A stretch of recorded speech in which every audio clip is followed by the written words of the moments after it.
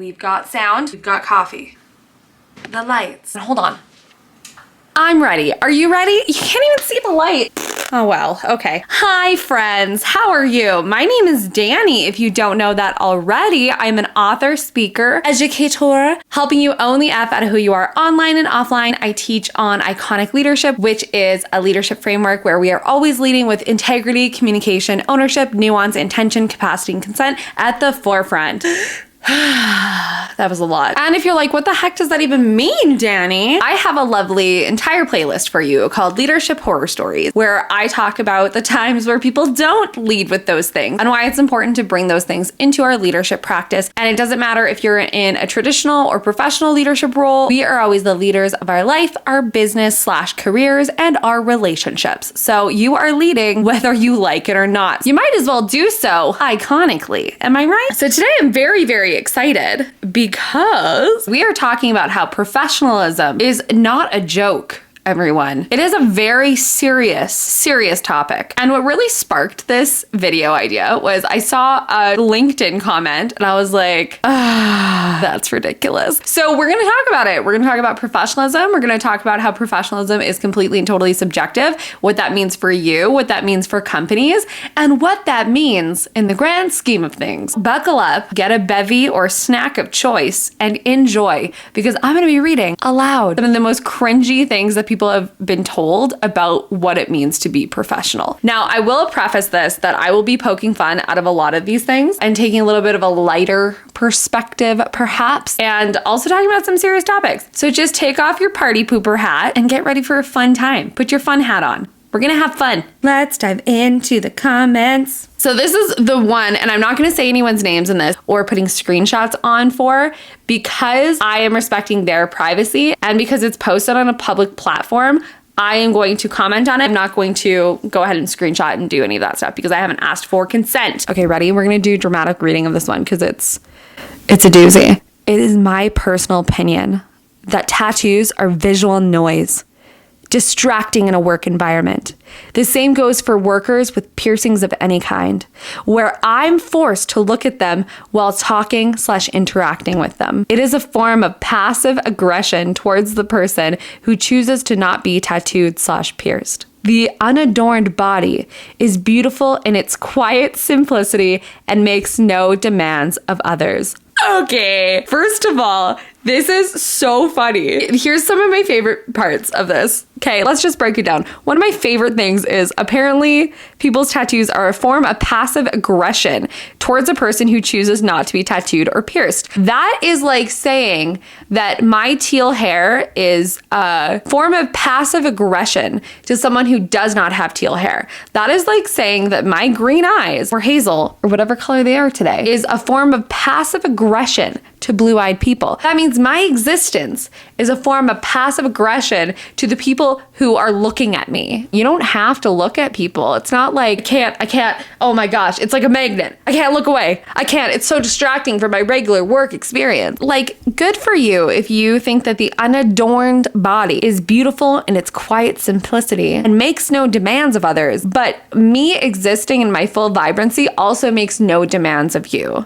We need to take personal responsibility of our minds and our behaviors and our eyeballs and where our eyeballs go, and know that someone's pure existence does not take away from your experience of living. That's putting a lot of demand on someone else. That's putting so much demand on others, even if your body is unadorned. I will say that there's an addition to this where it says, apologies for being over the top on this. My intentions were meant to be directed at extreme piercings and facial tattoos and my inability to interact in those situations. I recognize it's more me than them. I'm glad you recognize that. I'm very open-minded in most every other regard. This is one thing I haven't been able to adjust to. I will say the thing about face tattoos also goes into people who choose to have face tattoos as an aesthetic thing. Where it originated from is people's cultures, and it's a sacred thing for them. To say that someone doesn't deserve a living or doesn't deserve to work in a job that they're incredibly qualified for because of that, it's just being intolerant to the reality of the world that you're living in. I wonder if that was just through colonization, those things were deemed unprofessional, which is really messed up. There was another comment too that said, personally, I think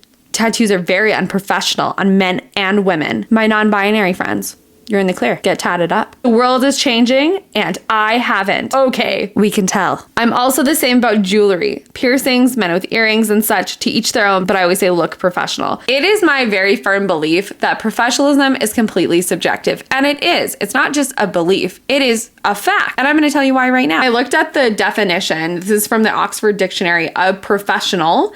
It says relating to or belonging to a profession. Engaged in a specific activity as one's main paid occupation rather than a pastime. And that also means a professional, engaged, or qualified in a profession. So what does professionalism mean? So the actual definition, according to Oxford Dictionary of professionalism, the competence or skill expected of a professional. Piercings have nothing to do with your quality of skill and or qualifications for a position. We'll say when I got my nose piercing when I was 17, it did not affect the skill set that I brought to the table, not affect my school studies, and it did not affect my career in much of anything. Having said that, I was in theater and I did have to take my nose ring out a couple times because of shows that I was in, but that makes sense. Professionalism is totally completely based on industry. It's based on company culture, and it's based on someone who made up the rules. This is one of my favorites. Not allowed to have facial hair in my old job.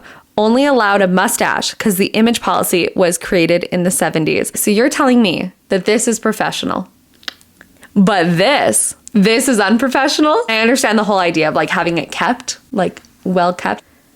This might be scandalous, okay? I believe that if you're expecting people to show up in a specific way for your company, what are you doing to compensate them for that? So if you're expecting to have nails kept, nails are so gross right now. They're very chipped right now. At one of the companies that I worked for, you were not allowed chipped nails and you had to have like everything was very well kept. So are you compensating your team for that? Are you giving them a spending allowance for the upkeep of their clothes? If you're demanding a certain wardrobe, are you giving them the benefits of having wardrobe allowance? Like, what are your expectations? Are you actually valuing people around that? What is it? That's just my thoughts. I think that if you have an expectation of people to show up in a certain way, you need to make sure that you are supporting them and being able to do that with ease, or they're going to feel undervalued, or they're going to feel like they have to sacrifice who they are to be in your space, and their quality of work is going to go down. Because maybe having people feel valued for who they are might improve that person's work ethic. There was a comment the other day. Someone said something like, can work ethic be taught? And here's what I said to that. This is an actual screenshot of what I said. Work ethic often comes from passion, skill set, and understanding what someone has a desire to create, build, work towards. Lack of work ethic normally translates to lack of passion or lack of feeling valued, and I stand by it, okay? If you have people on your team who aren't having a really strong work ethic, it could be that they don't like what they're doing, they don't have a passion for it, their skill set hasn't matched that, and they need more support in really developing that skill set, or they don't feel valued. So what can you do to help them feel more valued? Oh, this is interesting. So this is someone who's self-employed. They said that I wasn't professional, that I didn't wear makeup on our calls because I didn't wear makeup on our calls, which I actually have trainings in how I don't do that because I build my business around me. Yeah. So that to me, I think that that person just had an expectation without doing a lot of their own research on this person's brand or what they're about or their value system. And they were probably hiring this person because put them on a pedestal and they had an expectation that person must always be perfect and almost like delegated their sense of like what's right and good onto that person. Also, no makeup is seen as unprofessional, and also too much makeup is seen as unprofessional, and certain makeup is seen as unprofessional. Like, make it make sense. Altogether, professionalism in the traditional sense, if you look at the root of it, is based off of a lot of things that are very ableist, quite racist, and incredibly sexist. Did you guys just hear that sports car? That was so loud. Excuse me, sir. I am doing a video. I will end this off on a boss move from Miss Laura Amy. Said, I did a Facebook Live in my bra a few months ago to make a point how women dress or physically/verbally present themselves doesn't change how amazing they are at their work. Yes.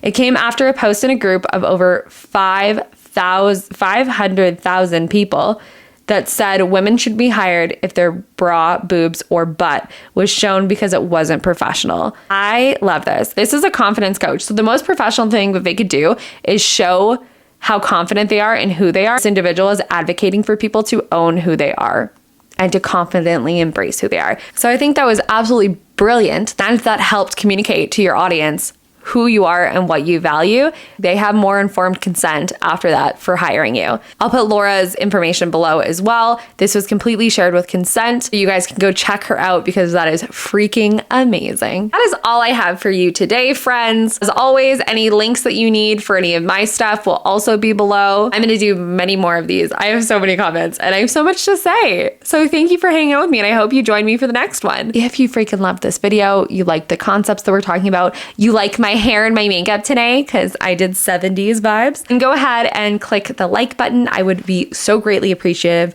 for you to subscribe and also like it or comment, say hi, say hello. This really helps the YouTube algorithm bump these videos up into the general viewing space. Kick ass, take names, change the world. You're freaking fabulous. Stop being so secretive about it, and I will catch you next time. Bye, guys.